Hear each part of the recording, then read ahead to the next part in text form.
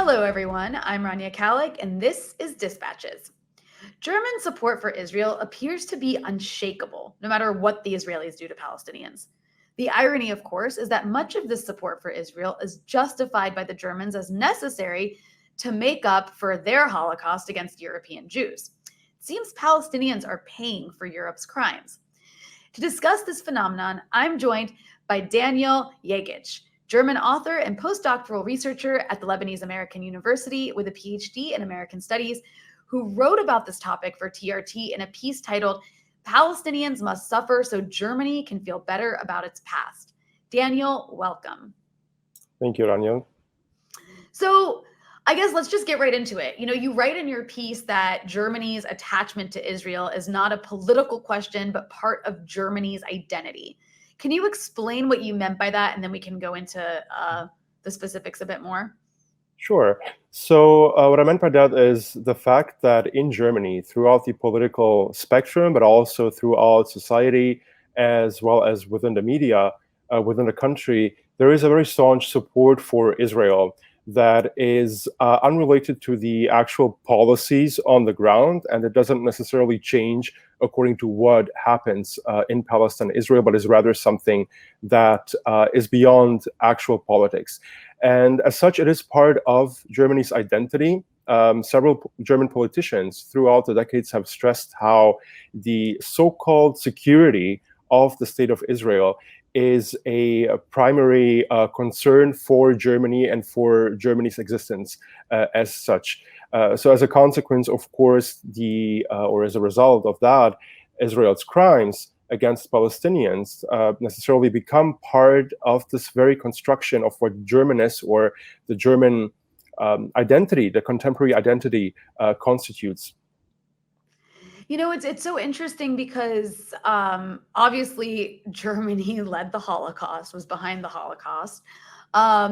And then after World War II, I just want to go back and explain some of this history because I don't know if everybody's aware of this.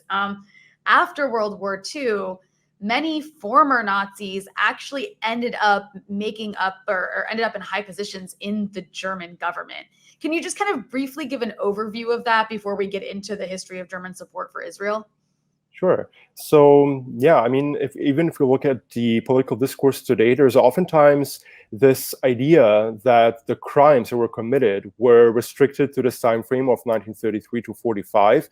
However, they didn't start there and didn't end there. So after Germany's capitulation in the Second World War, structures continued to be alive, and there were attempts at denazification, which was the idea to eradicate sort of this ideology, but that was really abandoned quite early on. So effectively, many of the structures just continued, and politicians that were in the West German parliament in the decades following the Second World War, amongst them were people who had some function within the Nazi regime. So it wasn't necessarily there was a clear cut in 45. And however, today, part of the narrative that is used not only by the far right, but generally that is quite prominent is the idea that there were these crimes that took place and somehow Germany had allegedly managed to overcome them. But effectively, I mean, many of the consequences are still felt today.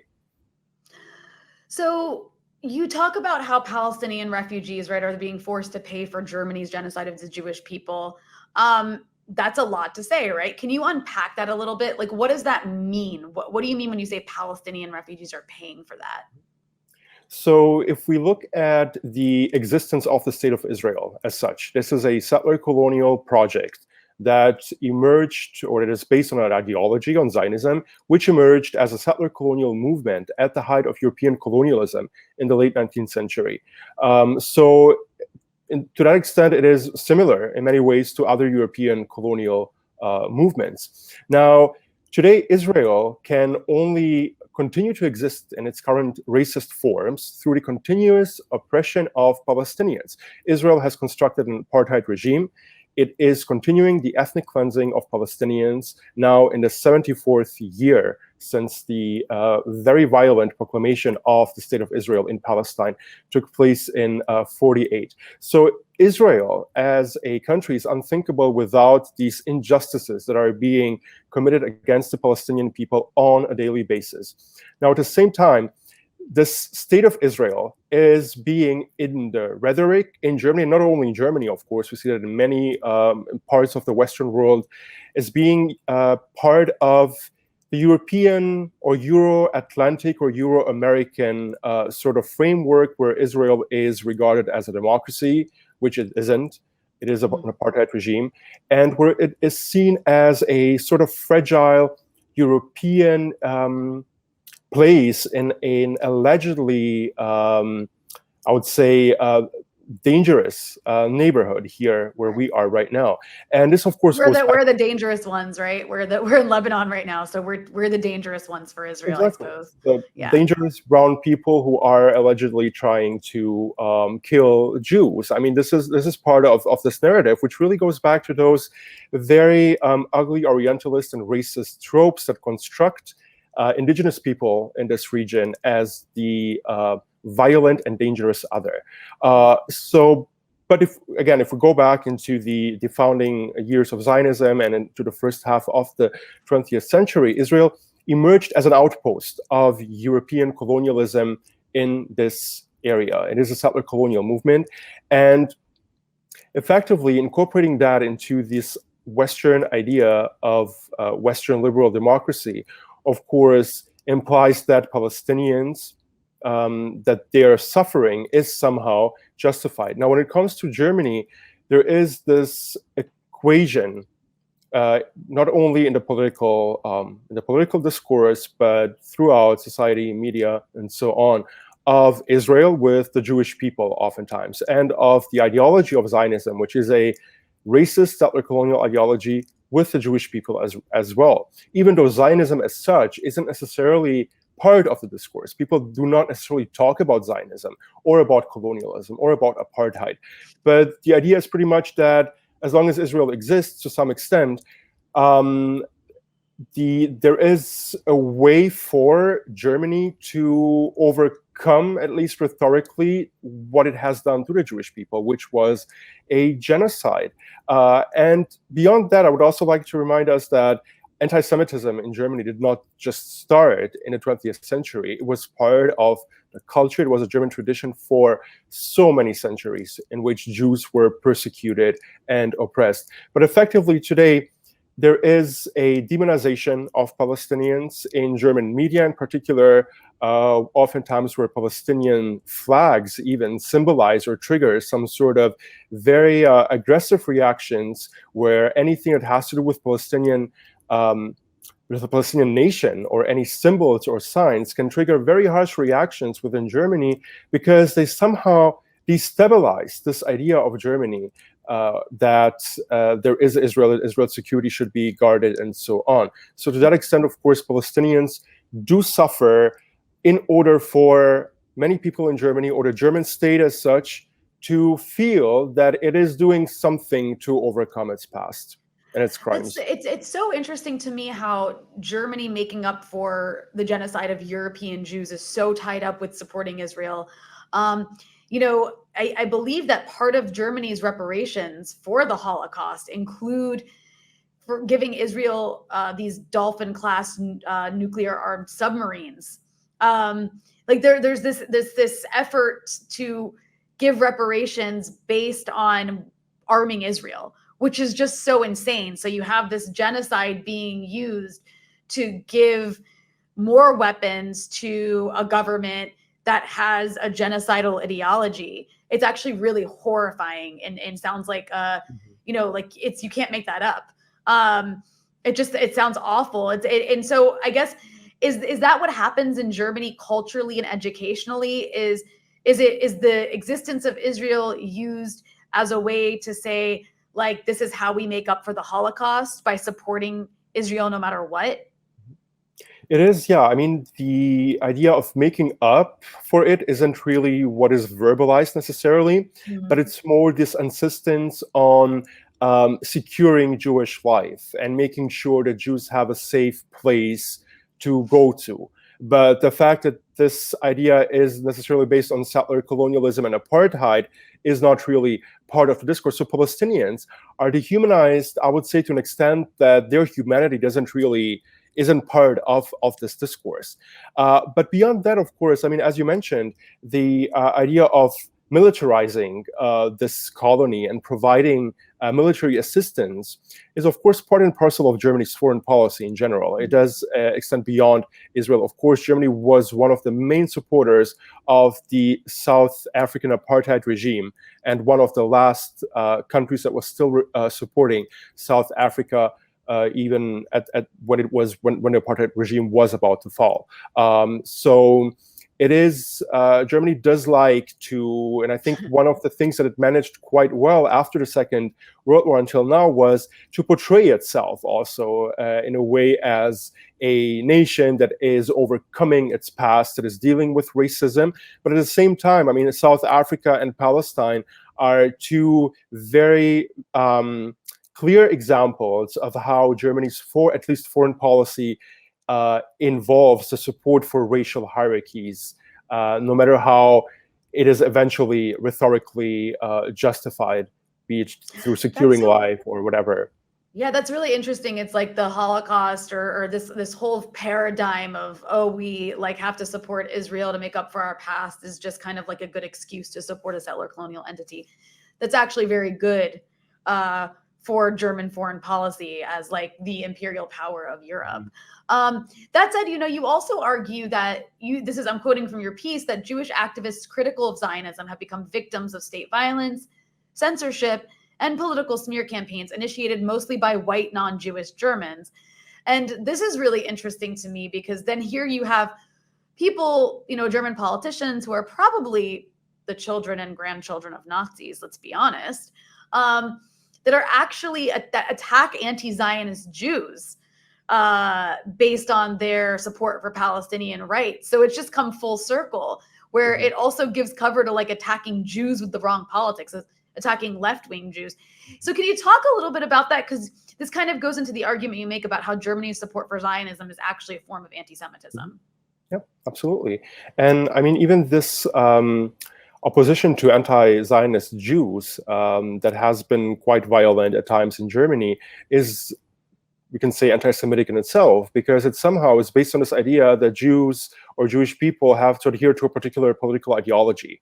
And if they follow something that might be uncomfortable for the state, they might eventually become victims of targeted campaigns, which was the case with individual Jewish activists, as well as with at least the Jewish Voice for Peace, which is an organization in Germany that had been targeted and boycotted by officials, oftentimes. So it's okay to boycott those Jews, I guess.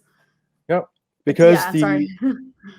Absolutely, yeah, because they use this this very wrong equation that criticism of Israel is anti-Semitic, and oftentimes this wasn't necessarily not necessarily only anti-Zionist policies or anti-Zionist views, but just maybe even less than that. Just harsh criticism of the Israeli regime can result in allegations of anti-Semitism, even if the people who voice it are Jewish, which also, to some extent, I feel implies that within those 7 decades since the Holocaust, many people had not taken the chance to educate themselves about Judaism, about Jewish people, that they still feel like they have the right to tell other people, regardless of their religion, what to think. And to come back to the quote that you just referred to in the article, it is quite interesting that there are offices and branches of,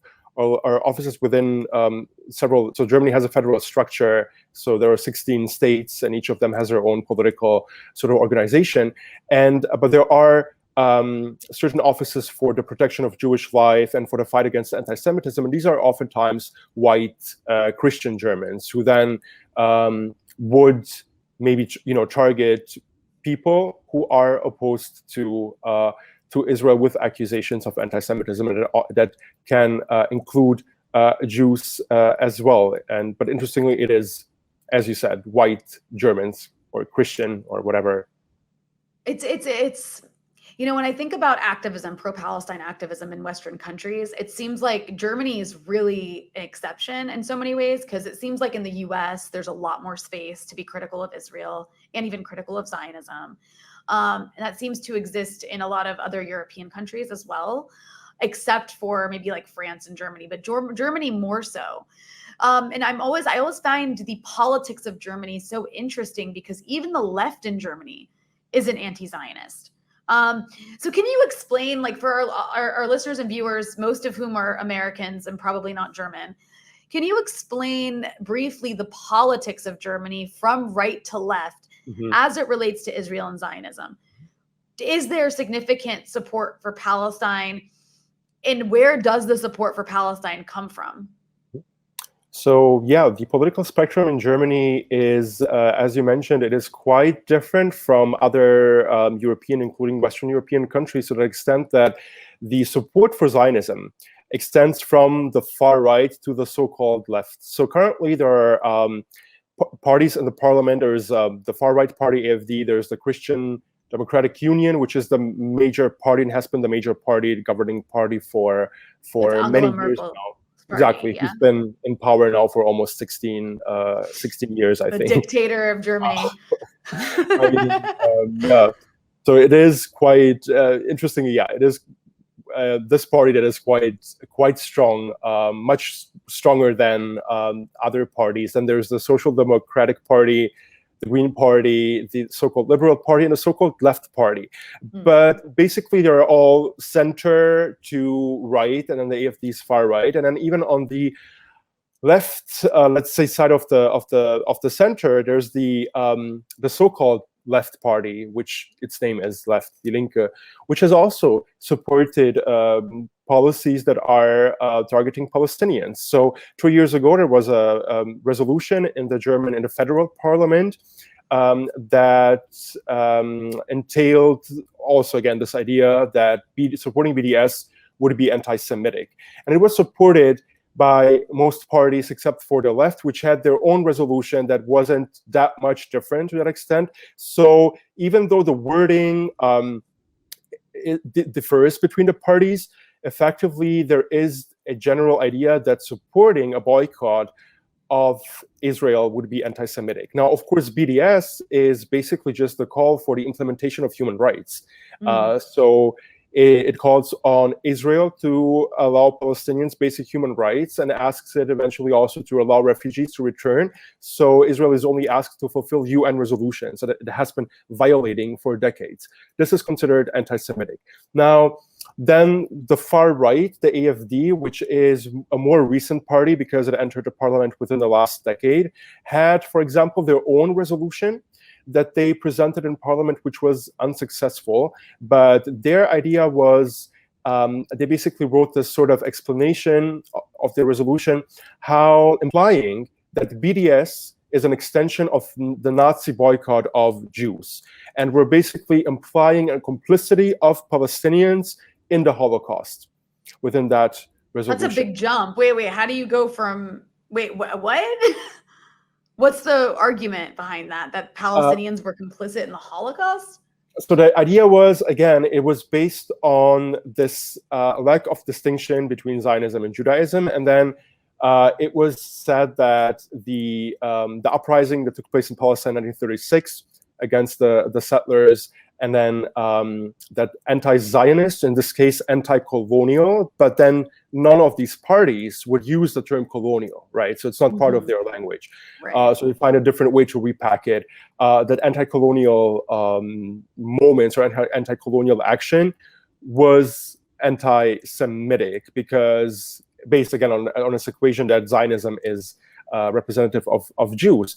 And so this resolution failed, but only because it was brought forward by the AfD, and the other parties wouldn't openly support any of that. But then they came up with their own resolution, which was different in the wording, but which, again, criminalized, or attempted at least to criminalize, Palestinians and non-Palestinians, or anyone who supports BDS. And then beyond that, outside of the parliament, as you have mentioned, activism for Palestine is almost non-existent. There are individuals, there are groups, but they are also being targeted.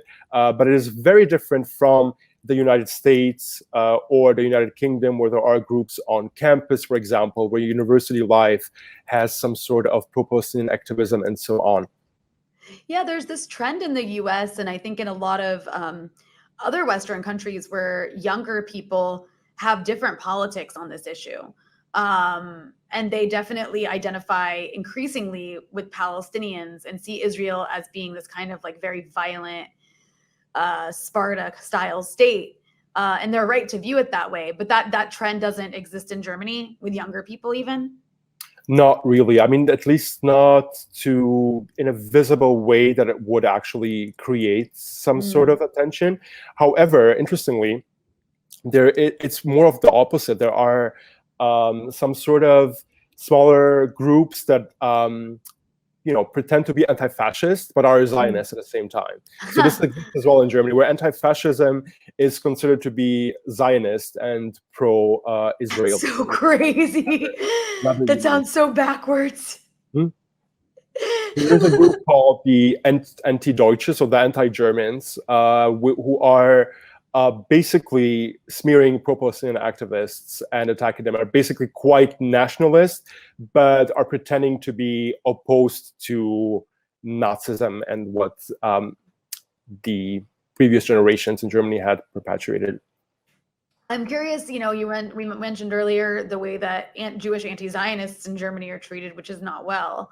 So I imagine it's probably even harder to be a Palestinian activist and like a pro-Palestine activist who's actually Palestinian or Arab in Germany. And I know, I lived in Berlin very briefly, and I remember there was a very, very large Palestinian community, Syrian community, lots of Lebanese people who do care about this issue for obvious reasons. So what's it like for them? Or how are they depicted when they come out to support Palestine? I mean, just recently in May, during the last military assault by the Zionist regime against Palestinians in Gaza and in Quds, as far as I know, there were individual demonstrations, but even then, they were being smeared. So I remember seeing in one major, maybe the most read German newspaper, which is a tabloid magazine, picture of a Palestinian flag, and then very negative. I mean, negative would be maybe too nice of a word to even describe it. Smear that this is anti-Israeli, this is anti-Semitic. So oftentimes the mere visibility of Palestinians or of a Palestinian flag, of a protest in support of Palestine, is just generally denounced as something that is a threat to Western democracy, civilization, and so on. But there are protests, there are people who care and who do that openly, but it isn't necessarily easy for most of them. And I'm curious, you grew up in Germany, so is this an issue that comes up in education, like just in primary school? Do you learn about Israel? How do you learn about Israel? And is it connected when you're taught about Israel to the Holocaust? Is that connection made in the minds of young Germans that we support Israel because, we did the Holocaust? Is there a connection made in the young minds in Germany? So in my experience, I did learn a lot about the Holocaust in school, which I also think is very important, and it should be taught. And I even felt that sometimes it wasn't maybe even taught enough. I felt there should definitely be this awareness. I went to a very good high school, and we did not necessarily, I don't remember having learned about Israel at all, but neither about Palestine. It was, but I also did not learn about German colonialism, for example, in Africa or elsewhere. So it was, at least from my experience, it wasn't something that came up. But I did, of course, growing up, was very well aware of a pro-Israeli sentiment, thinking this was the status quo, this is quote unquote normal, through the media and throughout society. And I'm curious also, I just have a couple more questions about Germany, and then I do want to get to another issue that I wanted to discuss to you, since it's, Pride Month, Pride Week, the issue of pinkwashing, but which Germany is involved in sometimes. But I do want to ask you, Germany does have, especially in recent years, with the influx of migrants, many of whom are fleeing conflicts that Germany is involved in. But with the influx of migrants, it's really fed into the far right. Of course, this is also happening at the same time as this kind of neoliberal decay that we're seeing cause problems across the West. So I'm curious, I've seen a lot of footage in recent years. There'll be these white supremacist anti-migrant rallies, these far right rallies in Germany, protesting against migrants and for other right-wing causes. And oftentimes at these rallies, you'll see images of people waving Israeli flags. So I guess I'm saying that to ask, is there an extra level of support for Israel from the German far right? This does seem to be a global phenomenon, but does that fit into this, what I think is a global phenomenon of far right movements really viewing Israel as like the ideal ethno state, one that they would like to replicate in their own countries? Certainly. Yeah, I do agree. It is a very global phenomenon, and we can see that in Germany as well as in Austria and a German-speaking world within the far right, how Israel is a model for these policies. So if we look into what Israel has accomplished within the past 7 decades, the construction of racial hierarchies within the socioeconomic framework, the legal separation of people based on the way they are racialized by the settler, the physical separation of people through walls, through checkpoints, through literal cages, and all of that combined with this military power, that is pretty much a dream for many within the far right, right? So to that extent, Israel, does represent a perfect, as you said, an ethno state, and this is quite visible. Again, if we look at the AfD in Germany, that it has oftentimes proclaimed its support for Israel, as well as the far right in Austria, which were among the first to voice support for moving their embassy, for example, from Tel Aviv to occupy Jerusalem, which none of these Western European countries actually did. But it was something that was an idea that was raised by the far right before anyone else within Germany. And so there is this support, but I also wonder to what extent this is actually also used to whitewash their own anti-Semitism, because many of these people have openly supported or made remarks that are anti-Semitic, that are Islamophobic, that are racist and discriminating in different ways. So it's interesting to see how maybe the support for Zionism in Israel can maybe serve as a way for them to absolve themselves of their actual ideologies. But they have definitely seized on the arrival of migrants and refugees in the last years, also oftentimes to stress that this is yet another danger, and that what Israel has done and how Israel has basically oppressed and is continuing to oppress these people is a model that Germany, Austria, and other, basically Germany, Austria, should follow. And then the last thing I wanted to ask you that's very German specific before we move on to a couple other topics is the issue that you actually brought up of German colonialism in Africa. Germany, if I'm not mistaken, recently apologized. Is it that they apologized to Namibia? Can you give a brief overview? Obviously, a couple minutes isn't really enough, but a brief overview of German colonialism in Africa, because we're not taught this in the US. The only German atrocity we're taught about in the US is the Holocaust. That is it. Germany is a beautiful, amazing country now, and it was back then. They just had this little hiccup of Nazis for a few years. That's kind of how Germany is portrayed to Americans, educationally at least. So can you give our viewers and listeners just a brief overview of the German colonialism in Africa that even you probably or your compatriots are not taught about in Germany? Yeah, certainly. But it's interesting what you said about that there's this one mistake that Germany did. This is actually something that was used by Konrad Adenauer, who was the first chancellor, who just like 10 years, I think, mentioned in the article after the Holocaust, said that this was sort of anti-Semitism was something that was only there for this period of time. And it was also something that one of the leaders of the far-right AfD recently claimed, that there was that it was an exception, sort of, compared to 1,000 years of glorious German history, if I'm not mistaken. But it was sort of along these lines. But yeah, so German colonialism, I mean, I think today, when I ask people in Germany if they're aware of German colonialism, oftentimes I don't have empirical data, but from my experience, most people are not. And I didn't learn much about it. It is, however, if we look back in the history, Germany entered this colonial drive quite late in the late 19th century, but did colonize quite a lot of places in Africa and committed the first genocide of the 20th century in what was back then called German Southwest Africa, which is today the country of Namibia, and has basically exterminated Herero and Nama, most of their population. And this was the first genocide of the 20th century. Germany had established death camps there, had conducted medical biological experiments on people dead and alive. There was forced labor, people starved. Wow, that sounds really familiar. Like maybe a lot of those tactics Germany then turned on its own Jewish population. Yeah. Absolutely, and it is too cruel to even summarize it in as you said, in a couple of minutes. But this is part of German history that is not part of the German discourse. And just recently, some of the descendants of the victims of these genocides have been trying to sue Germany for many years, and Germany has been refusing to deal with this issue, to discuss it publicly. Until recently, streets in Berlin have still been named after some of those colonialist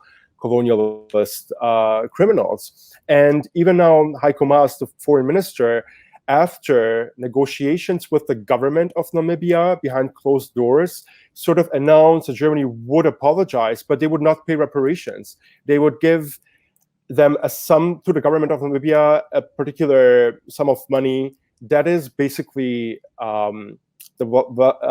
development aid, so it isn't necessarily reparations, and it's not paid to the descendants of the victims. So it's a clever way out for Germany to not really deal with this issue.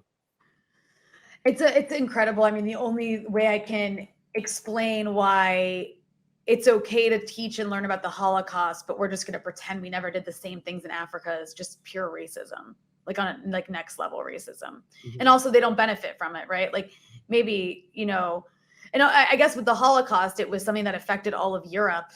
Right. Whereas colonizing Africa was great for Europe. So there's nothing to really apologize for, right? Right. Also because the Holocaust, it was not possible for anyone after 1945 to deny or downplay the Holocaust. And acknowledging it was to some extent necessary for Germany to become part of the so-called international community again. So it wasn't really a choice. It really had to. So the question, but yeah, it is absolutely racism. So moving on from the issue of Germany, it really is incredible just the way that Germany's viewed in the minds of a lot of peoples. It's like one of the most civilized countries in Europe.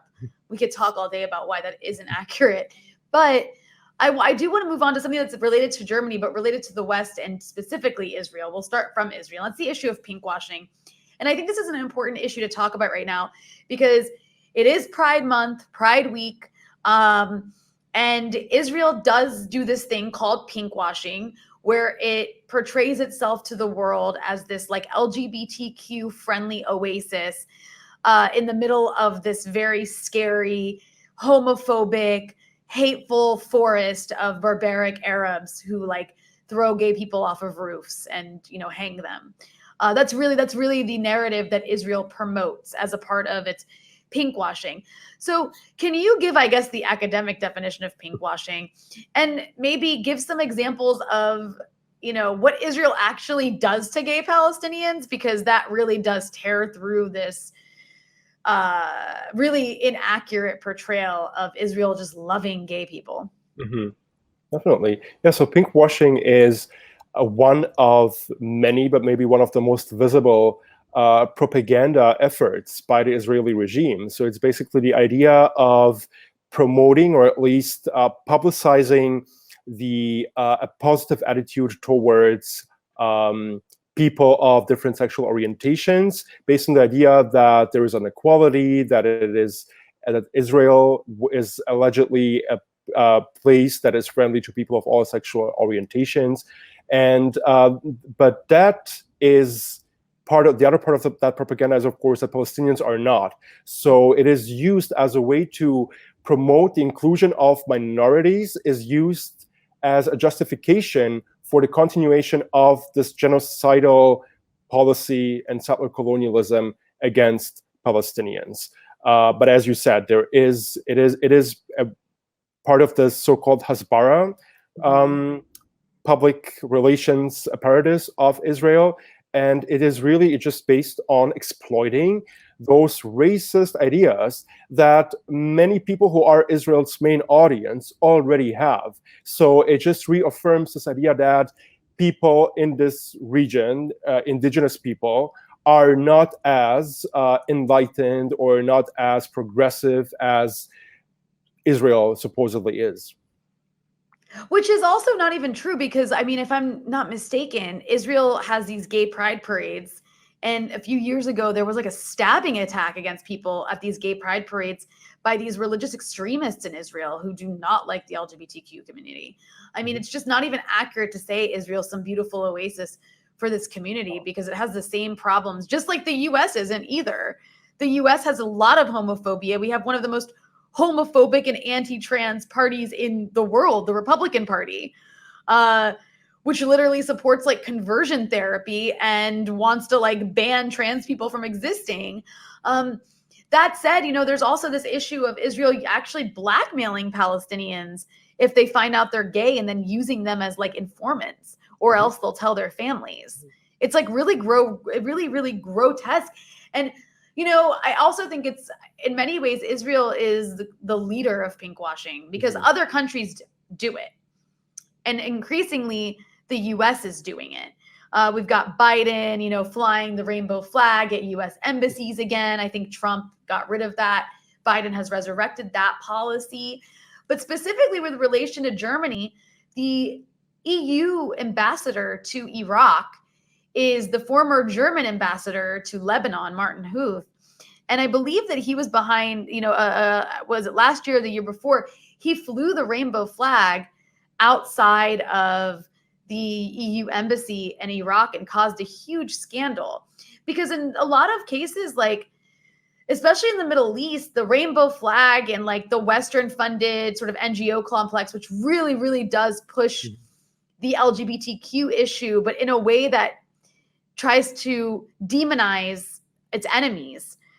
They really do view it as like this kind of cultural imperialism. So I'm curious what your thoughts on that are. Do you see this kind of Israeli framework that pinkwashes being adopted by other Western countries?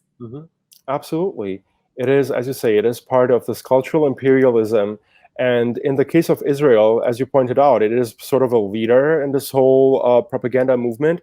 But to some extent, Israel necessitates this much more than any other country, because if we look at what Israel is and how it legitimizes itself, it is still a project, a settler colonial project that has not much of a connection to this place and to the land where it is on, as Palestinians have. So Israel has constructed these founding myths and all sorts of narratives to help it in this rhetoric, to help explain why it should exist and why it is so vital for Western governments and so on.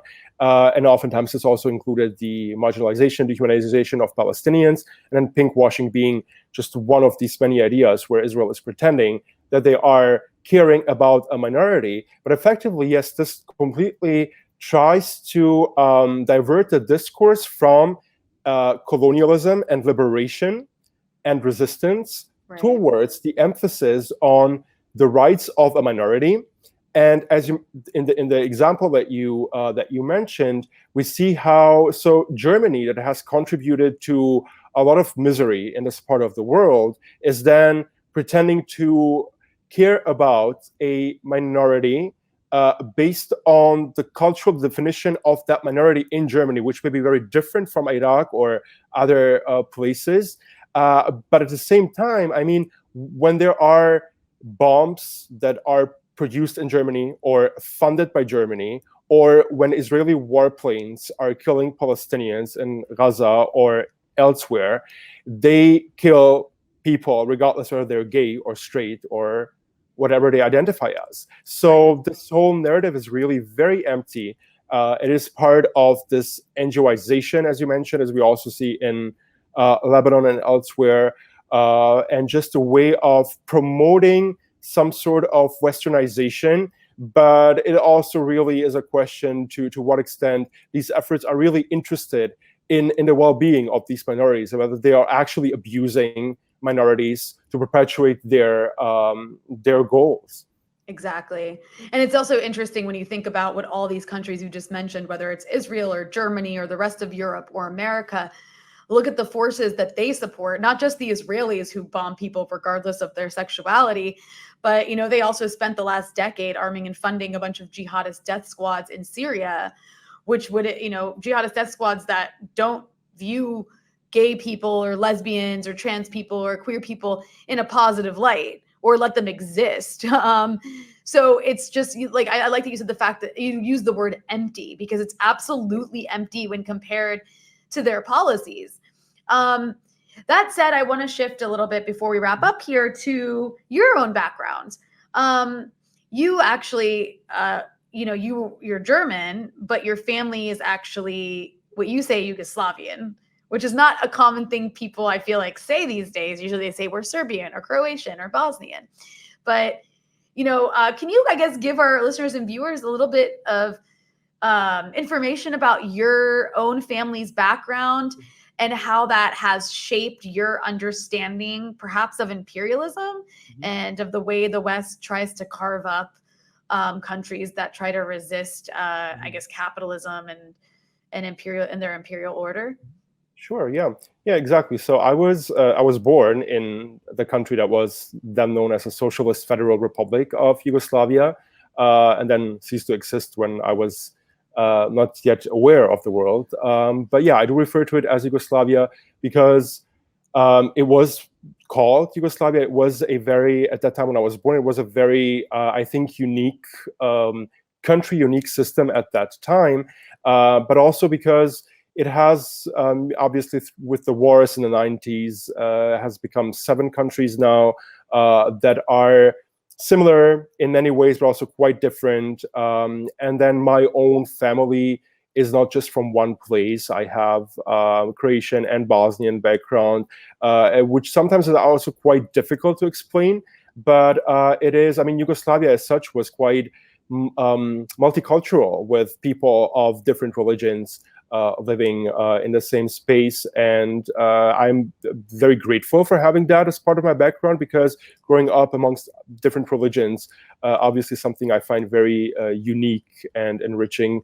It did, eventually shape my understanding of, war to some extent, much more, but then also it did shape my me growing up in Germany, having a refugee background, being aware of some things that maybe the mainstream or general society, the average citizen, has not experienced, has not lived in refugee camps, has not had to flee from their homes. So I think this, of course, adds a sensitivity to these issues, and maybe also a sense of solidarity with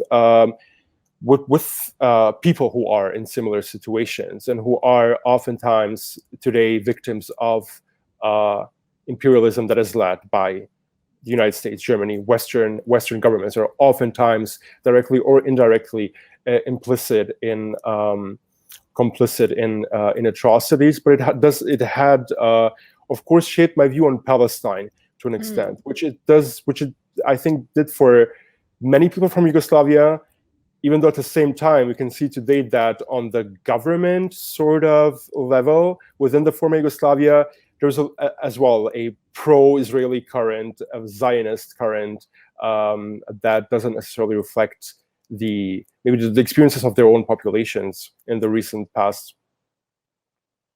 And I'm curious, like when we talk about Yugoslav identity, what does that mean, at least to you? And what was the significance of the destruction of that country and its system and culture? Mm-hmm. I think there is a lot, at least for me, it is some sort of a different world, a different time. So when I talk to my parents or any relatives that are older than me, I mean, they grew up in a completely different country, in a socialist system. I hear narratives that I have personally never lived. So there is some sort of nostalgia involved when thinking about it.